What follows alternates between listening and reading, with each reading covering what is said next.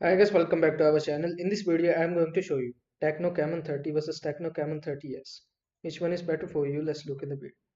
You will see this is the detailed comparison between these two. So first talk about display.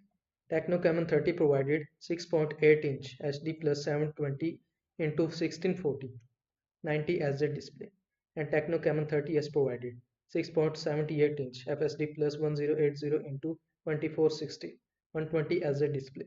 So 30s is better. Now let's look at the processor.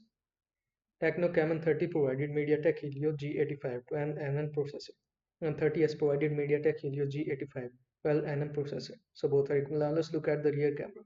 30 provided 48 MP main plus 2 MP depth rear camera, and 30s provided 50 MP main plus 2 MP depth OIS rear camera.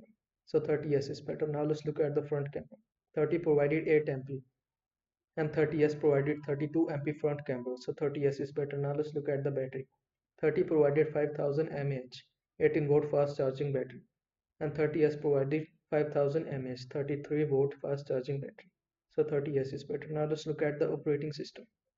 30 provided Android 13 HIOS 13, and it is also provided by 30s, so both are equal. Now let's look at the build.